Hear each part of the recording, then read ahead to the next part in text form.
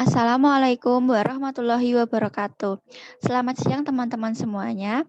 Di sini kami dari kelompok 3 ingin menyampaikan materi tentang teori pembentukan, pendekatan, pertumbuhan, dan perkembangan kelompok. Izinkan saya terlebih dahulu untuk memperkenalkan diri. Nama saya Ari Dwi Setiawati, NIM 027. Di sini saya diamanahi sebagai moderator dalam penyampaian materi pada kali ini. Semoga teman-teman bisa memahami materi dari penyampaian kelompok kami. Untuk selanjutnya, yaitu saya akan memperkenalkan anggota kelompok kami, yaitu yang pertama ada Muhammad Badawi dengan NIM 018, kedua saya sendiri Ari Dwi Setiawati dengan NIM 027, yang ketiga ada Filza Madiah Karimah dengan NIM 034, kemudian yang keempat ada Anisah Mulyani dengan NIM 035, yang kelima ada Dwi Wulan Reskiana dengan NIM 037, dan yang terakhir ada Ragil Fauzi dengan NIM 041. Untuk materi yang pertama, yaitu teori pembentukan kelompok, akan disampaikan oleh Saudara Muhammad Badawi. Kepada Saudara Muhammad Badawi, dipersilahkan. Ya, terima kasih, Ari. Yang pertama itu ada teori pembentukan kelompok. Manusia sebagai makhluk sosial senantiasa berinteraksi dengan orang lain.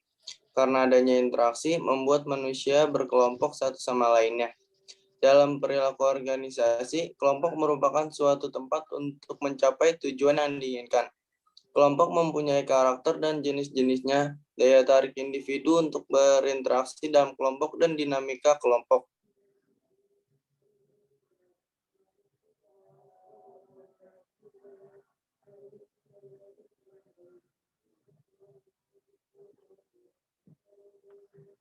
Dalam kelompok sebagaimana dijelaskan Yusuf 1998 dengan mengutip beberapa ahli sebagai berikut.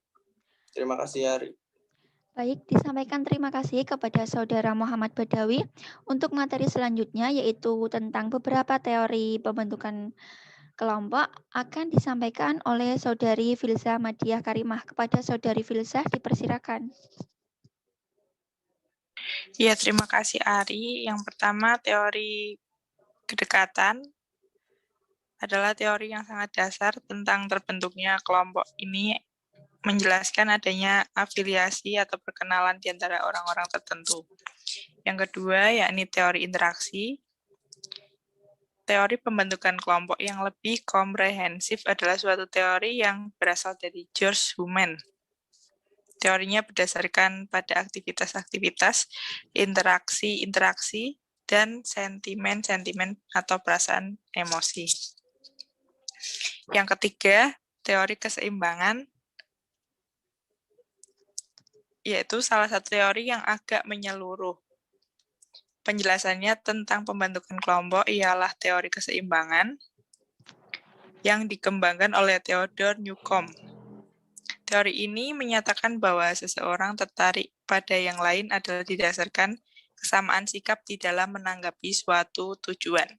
Yang keempat, yaitu teori pertukaran. Teori lain yang sekarang ini mendapat perhatian betapa pentingnya di dalam memahami terbentuknya kelompok ialah teori pertukaran, exchange theory. Teori ini ada kesamaan fungsinya dengan teori motivasi dalam bekerja. Teori propinquity, interaksi, keseimbangan, semuanya memainkan peranan di dalam teori pertukaran ini. Saya kembalikan ke moderator. Terima kasih.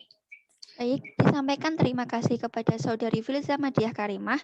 Untuk materi yang selanjutnya, yaitu tentang pendekatan dinamika kelompok, akan disampaikan oleh Saudari Anisah Mulyani. Kepada Saudari Anisah Mulyani, dipersilahkan. Baik, terima kasih Ari. Selanjutnya, pendekatan dinamika kelompok. Ada 4 pendekatan. Yang pertama, pendekatan oleh Bales and Homans. Pendekatan ini mendasarkan diri pada konsep adanya aksi, interaksi, dan situasi yang ada dalam suatu kelompok. Yang kedua, pendekatan oleh Stockdale. Pendekatan ini lebih menekankan pada sifat-sifat kepemimpinan dalam bentuk organisasi formal. Yang ketiga, pendekatan oleh Sigmund Freud dan Sekdilinger berpendapat bahwa aspek-aspek motif dan emosional sangat memegang peranan penting dalam kehidupan kelompok. Sementara itu, Sigmund Freud berpendapat bahwa di dalam setiap kelompok perlu adanya cohesiveness atau kesatuan kelompok agar kelompok tersebut dapat bertahan lama dan berkembang.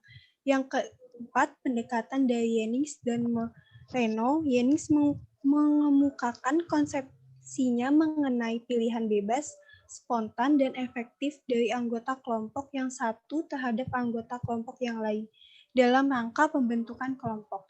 Terima kasih. Selanjutnya saya kembalikan kepada moderator.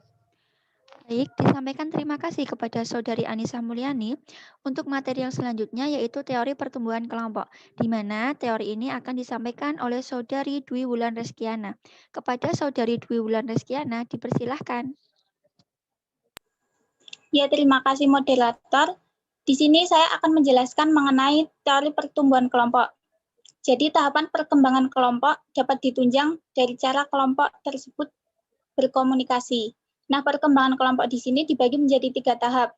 Yang pertama adalah tahap praafiliasi.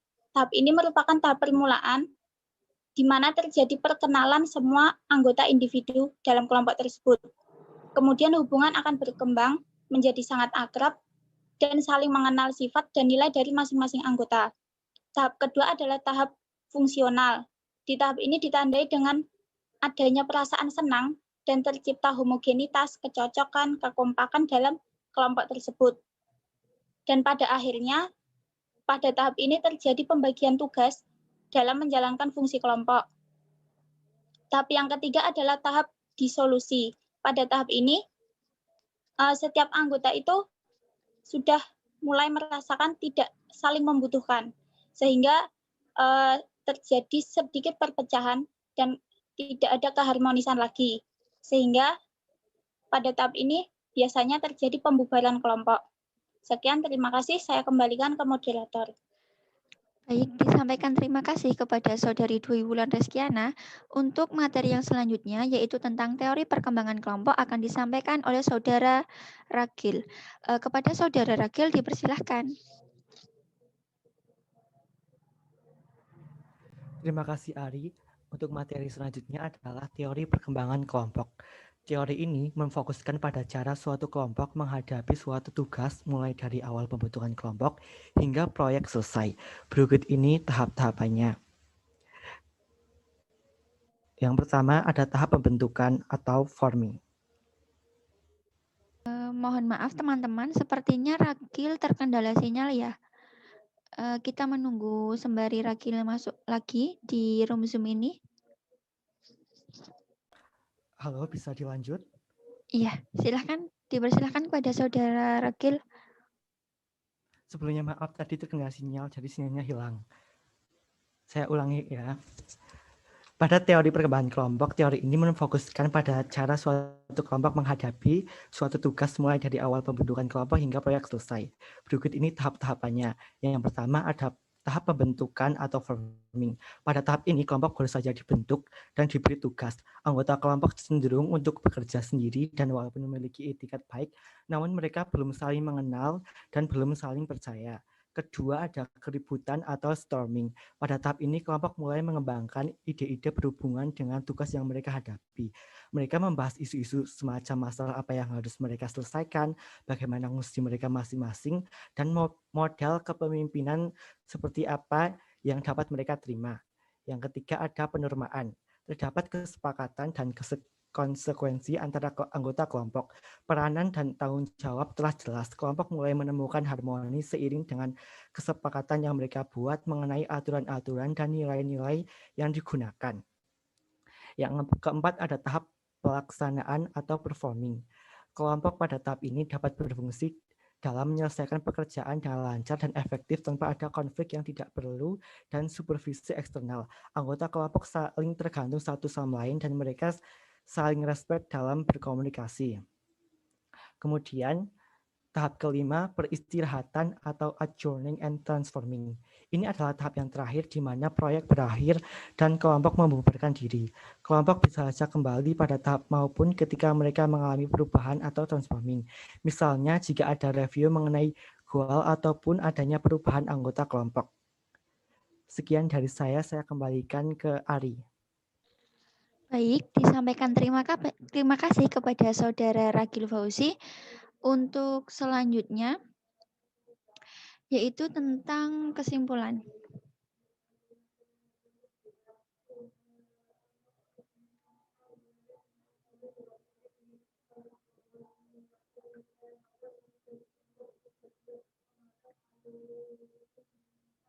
Baik, untuk kesimpulannya sendiri, yaitu saya hanya akan mengulas sedikit, yaitu di mana teori pembentukan kelompok ini memiliki beberapa teori. Yang pertama ada teori kedekatan, teori interaksi, teori keseimbangan, dan teori pertukaran. Kemudian untuk teori pendekatan sendiri itu memiliki beberapa pendekatan, yaitu pendekatan oleh Bells dan Hormans, kemudian pendekatan oleh Stockdale, pendekatan oleh Sigmund Freud and Scale-Dringer, dan pendekatan dari Yenning dan Moreno. Pada teori pertumbuhan kelompok itu memiliki 3 tahapan, yaitu tahap praafiliasi, tahap fungsional, dan tahap disolusi. Lalu pada teori perkembangan kelompok yang diajukan oleh Bruce Stegman pada tahun 1965 memiliki 5 tahapan, yaitu pembentukan, keributan, penormaan, pelaksanaan, dan peristirahatan. Baik, hanya itu dari kelompok kami yang bisa sampaikan atas materi teori ini. Kami kelompok 3 mengucapkan terima kasih banyak kepada teman-teman yang sudah bersedia menonton video ini. Semoga materi ini bisa dipelajari dan dipahami oleh teman-teman semua. Kami mohon maaf apabila ada salah kata dalam penyampaian materi kelompok kami.